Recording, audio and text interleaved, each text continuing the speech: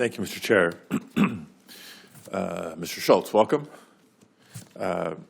As you know, the Forest Service plays a critical role in wildfire response, not just programs to prevent or mitigate the impact of fires, but to respond to them when they happen. However, under the current administration, we've seen a dangerous reduction in the capabilities and capacity of the Forest Service to respond to wildfires. Through both the Deferred Resignation Program and the Voluntary Early Retirement Authority, the Forest Service has lost more than 5,000 employees, about 1,400 of whom had red cards, and you know the significance of red cards. So I'm concerned that this represents a significant reduction in capability and capacity and poses a serious danger to communities, not just in California, elsewhere in the West and across the country. These staffing reductions, coupled with the President diverting National Guard units in California to mean that those resources are no longer available to support our wildfire response capacity. It's not just irresponsible, it's dangerous. That's me talking. I want to hear from you. Chief, I know that since the reductions, the agency has invited those who resigned to restatus themselves for fire season. Can you share with the committee how many have actually taken the agency up on the offer to restatus? Senator, thank you for the question. So just to kind of restate again, in terms of resources, we're basically at 99% of capacity of our firefighting resources in terms of our GS9 and below firefighters. So we have had no degradation. Is that funding or staffing levels? It's staffing levels, yes, sir. And there's been no impact on the funding either on that. So how have you offset the more than 1,500 staff? Okay, so we're talking two different things. So we had people that took DRP. The DRP was, firefighters were not eligible for DRP. We had non-firefighting personnel that had red cards, like you said, that were about 1,400 that did. So you're saying there's no reduction in the red cards? No, what I'm saying is that the firefighters that are classified as firefighters were not eligible for DRP, so none of them took DRP.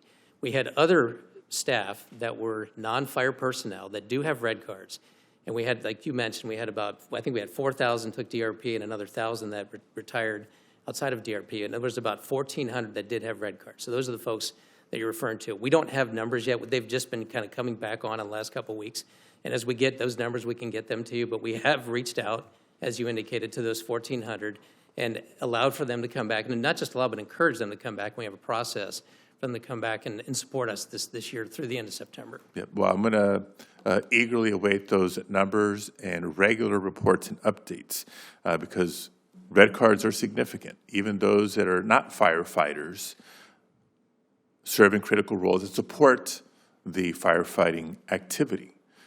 So I'm going to be looking for that data and those further assurances and commitment on your part because we're just now entering peak fire season in California and throughout the West. I want to get back to the topic of partnerships. You mentioned it earlier in the hearing. I know Senator Barrasso emphasized this earlier in the hearing. The Forest Service's state and private forestry programs, including state fire assistance, the volunteer fire assistance, and the broader state, private, and tribal forestry initiatives provide crucial financial and technical support to state and local fire departments for wildfire prevention, as well as detection and suppression. These programs are essential for building and maximizing the capacity in fire-adapted communities and ensuring the safety of first responders during wildfires. What is the status of FY25 funding for these programs? Are you aware?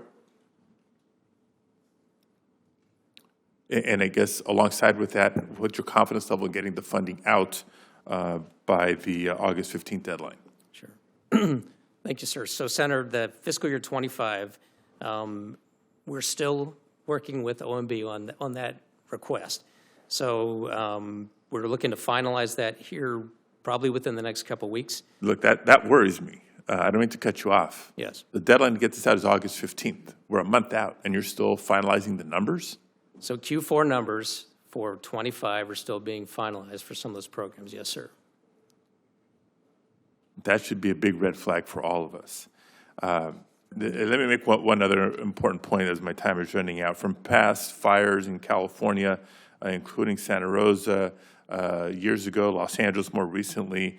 These are the types of programs that we should be supporting. I asked you about the FY25 numbers. Do you know what the FY26 numbers? My understanding is the president's proposed budget zeroes out this program. How does that make any sense? So, Senator, I think what the intent of that program in 26 is to transfer that responsibility to the states. That's the intent of that, and that giving the states some heads up that that's coming. Look, as every state that I'm aware of is having a tougher budget picture to face. The threat of fires is real. The threat of fires is growing. How does it make sense for the federal government to zero out these programs that you said are so critical? Sir, we would still be partnering with the states in dialogue and discussions, but the transfer. But you're zeroing out the resources. How does that make any sense? That's correct. Well, it's sharing that responsibility and pushing that to the states. You're pushing it to the states that have less resources to work with. How does that make any sense? In a sense, it makes sense because it's putting that responsibility on the states to make those decisions locally. Look, it may be residents of California or Utah or other states in between. These are all Americans. Communities in the United States of America that are at increased risk because of the actions of this administration, which contradict the supposed goals and objectives. Thank you, Mr. Chair. Thank you. Senator